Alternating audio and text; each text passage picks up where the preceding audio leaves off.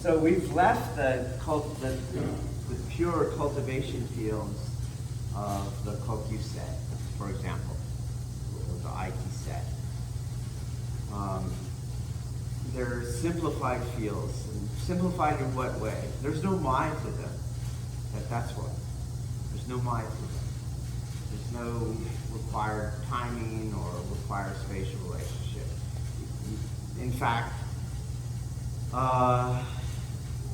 the longer and the slower or the more still, the better in the cultivation sets.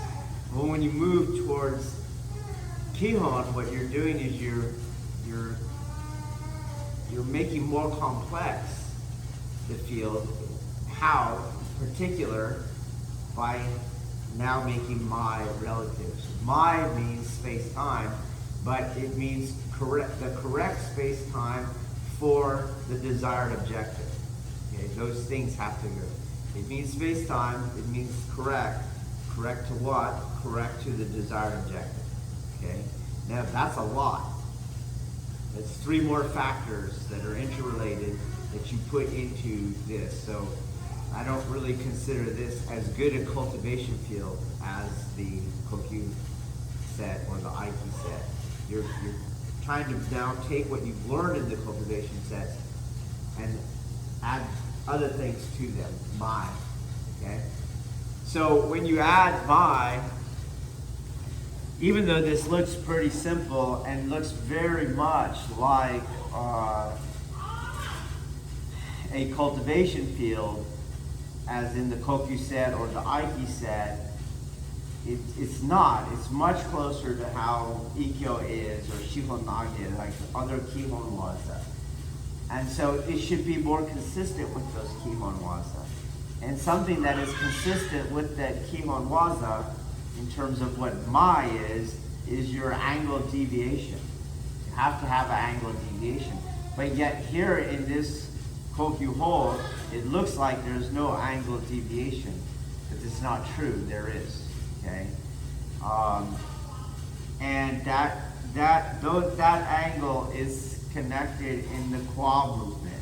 Okay, so if you look at the relationship between my spine and Shan's spine, our noses here, when I open or close one Kwa, you see how I'm moving off the line of attack. You see?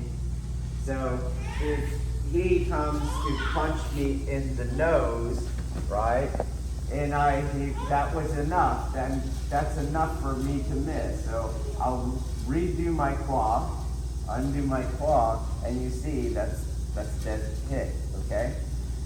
So, and this is kind of what's trapping you on why you hold her, is you keep your Kwa here until it's time to push it. So you go here, and then you'll do that Kwa, you see? But the first Kwa is here. And this starts what Margaret is noticing in my body. So this movement, let's look at what I do. So I'm going here to get out of the way of that arm, okay? So I'm going boom, and then ba, okay? So that makes this movement one big wind up, as opposed to, you get it? And I just push there. I'm basically winding up, whoa, that movement, right? Okay. Yes, you're working on the Kwa, but the Kwa here, because it's not a cultivation field, is simultaneously generating your angle deviation. That your Tesabaki is, you see how we've moved. You went left, I went right, okay? So, boom, boom. And that's what you're seeing, Margaret, is that big movement. Boom, boom. Okay?